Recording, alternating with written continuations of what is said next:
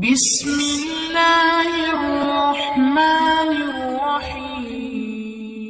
امام الانبیاء محبوب کبریا حضرت محمد مصطفیٰ صلی اللہ تعالی علیہ وسلم کو صحابہ کرام نے دیکھا، دعا مانگ رہے ہیں الہ العالمین، اور میرے پروردگار لا تجعل قبری اضرام، میرے پروردگار میری قبر کو سجدہ گاہ نہ بنائیے۔ دعا ہو رہی ہے، امام الانبیاء دعا مانگ رہے ہیں، محمد عربی صلی اللہ تعالی علیہ وسلم دعائیں مانگ رہے ہیں، اور آگے فرمایا لا اللہ الیہود والنصارى، اللہ یہود و نصارہ پہ لعنت کرے، پھٹکار کرے، کیوں؟ اس لیے اتخذوا قبور انبیائہم مساجدا، اور کما قال النبی صلی اللہ علیہ وسلم، انہوں نے اپنے نبیوں کی قبروں کو سجدہ گاہ بنا لیا تھا۔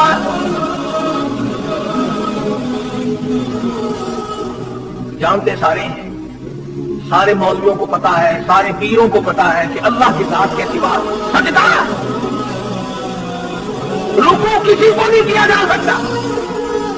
اللہ پاک نے تو یہاں تک احتیاط فرمایا، وہ جانتا تھا کہ 14ویں صدی کے لوگ اندر کے کالے ہوں گے، دل ان کے کالے ہوں گے، دل ان کے صاف نہ ہوں گے۔ فرمایا میرے بندے، جنازہ چاہے ابو بکر کا ہو، جنازہ عمر فاروق کا کیوں نہ ہو، جنازہ عثمان کا کیوں نہ ہو، جنازہ علی مرتضیٰ کا کیوں نہ ہو، جنازہ فاطمہ الزہرا کا کیوں نہ ہو، جنازہ علی مرتضیٰ کا کیوں نہ ہو، جنازہ امام حسین کا کیوں نہ ہو، جنازہ امام حسن کا کیوں نہ ہو، جنازہ امام زین العابدین کا کیوں نہ ہو، جنازہ خالد سیف اللہ کا کیوں نہ ہو، جنازہ طلحہ زبیر کا کیوں نہ ہو، جنازہ عائشہ صدیقہ کا کیوں نہ ہو، جنازہ ام حبیبہ کا کیوں نہ ہو، جنازہ حضرت صفیہ کا کیوں نہ ہو، پیغمبر کی بیٹی جنازہ رقیہ کا کیوں نہ ہو، جنازہ ام کلثوم کا کیوں نہ ہو، جنازہ شیخ عبد القادر جیلانی کا کیوں نہ ہو، جنازہ بہاء الحق زکریا ملتانی کا کیوں نہ ہو، جنازہ شاہ رخ عالم کا کیوں نہ ہو، جنازہ حافظ جمال کا کیوں نہ ہو۔ فرمایا خبردار، کھڑے ہو کے نیت باندھ، کھڑے کھڑے سلام پھیر دے،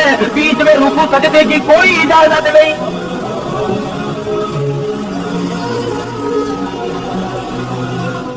فرمایا میں یہ تو گوارا کر لوں گا کہ نماز میں سجدہ نہ کراؤں، میں یہ تو گوارا کر لوں گا کہ جنازے کی نماز میں اپنے لیے رکوع نہ کراؤں، اپنے لیے سجدہ نہ کراؤں، مگر دیکھنے والا کوئی یہ نہ سمجھ بیٹھے ولی کو سجدہ ہو رہا ہے۔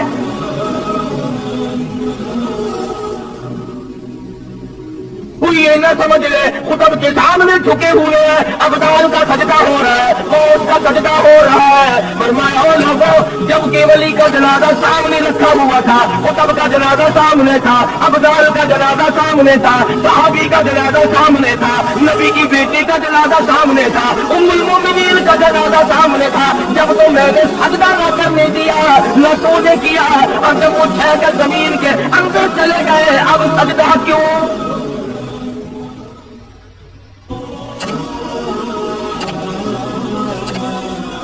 لاکھوں من مٹی بیچ میں آ گئی، عمر لگ گئے، پڑھ گئے، جانیاں لگ گئی، خلاف ٹک گئے، اب سجدہ۔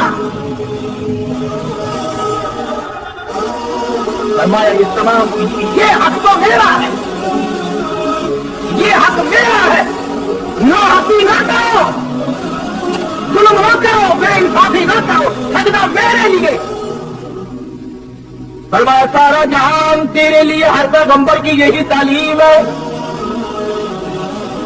سبزیاں، ترکاریاں، پھل فروٹ، کھانا پینا، صحت و تندرستی، حسن و جمال، مال آل، یہ سب کچھ تیرے لیے۔ کھیتیاں سرسبز ہے تیری رضا کی واسطے، کھیتیاں سرسبز ہے تیری رضا کی واسطے، سب جہاں تیرے لیے اور تو خدا کے واسطے۔ میں تیرا رب، تو میرا بندہ، میں تیرا خالق، تو میری مخلوق۔ میں نے پالا، میں نے سنبھالا، میں نے جوانی دی، میں نے عقل دی، اولاد میں ہی دوں گا، نیلے پیلے کپڑے تجھے اولاد نہیں دے سکتے۔